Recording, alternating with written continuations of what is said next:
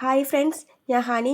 ഇന്ന് നമുക്കൊരു ഹെയർബൽ tea തയ്യാറാക്കിയാലോ. Green ടീക്കൊക്കെ പകരം നിങ്ങൾക്ക് ഈ ഒരു ചായ കുടിച്ചാൽ മതി കേട്ടോ. നല്ല എഫക്റ്റീവാണ്. അമിതവണ്ണം, കുടവയറ്, കൊളസ്ട്രോള്, അതുപോലെ പ്രമേഹ രോഗികളാണെങ്കിൽ നിങ്ങൾക്കത് നോർമലിലോട്ട് എത്താനും ഒക്കെ സഹായിക്കുന്നൊരു ചായയാണ്.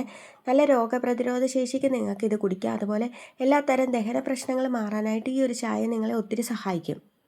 നമ്മുടെ പല്ലിൻ്റെ ആരോഗ്യത്തിനും മോണരോഗങ്ങളൊക്കെ മാറാനും അതുപോലെ നമ്മുടെ മുടിയുടെ ആരോഗ്യത്തിനും ചർമ്മ രോഗങ്ങളൊക്കെ മാറാനും ഒക്കെ ഇത് സഹായിക്കുവേ.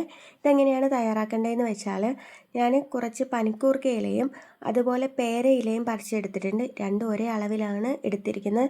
പേരയില എടുക്കുമ്പോഴത്തേന് നിങ്ങൾ ഒത്തിരി മൂത്ത് പോയ ഇല എടുക്കരുത്, കിളുന്ത ഇല നോക്കി എടുക്കുക.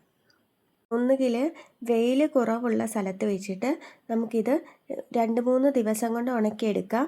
അല്ലെങ്കിൽ അതായത് ഡയറക്റ്റ് വെയിലത്തോട്ടിട്ട് ഉണക്കരുത്, തണലത്തിട്ട് മാത്രമേ ഇത് ഉണക്കിയെടുക്കാൻ പാടുള്ളൂ. അതല്ലെങ്കിൽ ഇതുപോലെ ഒരു തവയിൽ വെച്ചിട്ട് നിങ്ങൾക്ക് ഇതിൻ്റെ വെള്ളം മുഴുവൻ വറ്റിച്ചെടുത്തിട്ട് ഇത് ഡ്രൈ ആക്കി എടുക്കാവുന്നതാണ്. ഞാനിപ്പോൾ ഇതേ രീതിയിലാണ് കാണിക്കുന്നത് കേട്ടോ. ഞാൻ തവയിൽ വെച്ചിട്ട് ലോ ഫ്ലെയിമിലിട്ട് തിരിച്ചിട്ടിട്ട് കരിഞ്ഞു പോകരുത്, ഇതിൻ്റെ വെള്ളം മുഴുവൻ ഡ്രൈ ആക്കി എടുക്കുകയാണ് ചെയ്യുന്നത്. വെള്ളമയം ഉണ്ടെങ്കിൽ ഇത് ചീത്തയായി പോവേ. നമ്മളിപ്പോൾ ഈ തയ്യാറാക്കുന്ന ഇല മുഴുവനും വെച്ചാൽ നമുക്ക് ഏകദേശം ഒരാഴ്ചത്തേനുള്ളതായിരിക്കും പൊടി കിട്ടുക കേട്ടോ.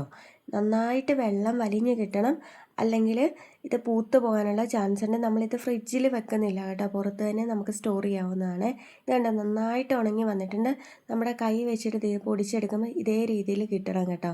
അങ്ങനെ ചെയ്ത് കൊടുക്കുക. ഇനിയിപ്പോൾ ഉണങ്ങാത്ത ഇലകളുണ്ടെങ്കിൽ ഒന്നുകൂടി ഈ തവയിൽ വെച്ചിട്ട് നമുക്ക് ചൂടാക്കിയെടുക്കാം. നിങ്ങൾ ഇത് ചെയ്യുമ്പോഴത്തേന് ഇരുമ്പിൻ്റെ പാത്രങ്ങൾ ഉപയോഗിക്കാൻ പ്രത്യേകം ശ്രദ്ധിക്കുക. നോൺ സ്റ്റിക്ക് പാത്രത്തിൽ വെച്ച് ചെയ്യരുത്.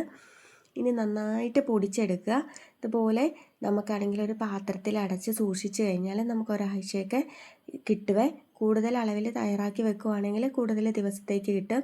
ഇനിയിപ്പോൾ ഇതെങ്ങനെയാണ് തയ്യാറാക്കേണ്ടതെന്ന് നോക്കിയാൽ ഞാൻ കാണിച്ചു തരാം. ഒരു ഗ്ലാസ് വെള്ളം ഒഴിച്ചു കൊടുക്കുക. അതിലോട്ട് നമുക്ക് ഇതുപോലെ 1/4 സ്പൂൺ അളവിൽ പൗഡർ ഇട്ട് കൊടുത്താൽ മതി. ഒരു 10 മിനിറ്റ് നമ്മൾ പുറത്ത് സ്റ്റോർ ചെയ്ത് വെച്ചതിന് ശേഷം, അതായത് ഇതുപോലെ വെള്ളത്തിൽ ഇട്ട് വെച്ചതിന് ശേഷം മാത്രം നിങ്ങൾ തിളപ്പിച്ചെടുക്കുക. തിളപ്പിക്കുമ്പോഴത്തേനും ഒത്തിരി തീ കൂട്ടി വെച്ചിട്ട് പെട്ടെന്ന് അങ്ങ് തിളപ്പിക്കാണ്ട് ലോ ഫ്ലെയിമിലിട്ട് തിളപ്പിച്ചെടുക്കുക കേട്ടോ. നിങ്ങൾ സാധാരണ ഗ്രീൻ ടീ കുടിക്കത്തില്ലേ, അതേപോലെ കുടിച്ചാൽ മതി. ആ ഗ്രീൻ ടീയുടെ ഒരു ടേസ്റ്റൊക്കെ ആയിരിക്കും കേട്ടോ, പ്രത്യേകിച്ച് വേറെ ടേസ്റ്റോ കയ്പോ അങ്ങനെ ഒന്നുമില്ല. പക്ഷെ ഭയങ്കര ഹെൽത്തിയാണേ. നമ്മൾ തിളച്ച് വരുമ്പോഴത്തേനും ഈ ഇലകളൊക്കെ താഴോട്ട് താഴ്ന്നു പോവും. ആ സമയത്ത് നമുക്ക് ഊറ്റിയെടുത്ത് കുടിക്കാവുന്നതാണ്. നിങ്ങളിത് കുടിക്കുമ്പോൾ രാവിലെ വെറും വയറ്റിൽ കുടിക്കുക. ഒരാഴ്ച ഒന്ന് കുടിക്കുമ്പോഴത്തേനും നിങ്ങൾക്ക് നല്ല മാറ്റം ഫീൽ ചെയ്യുവേ.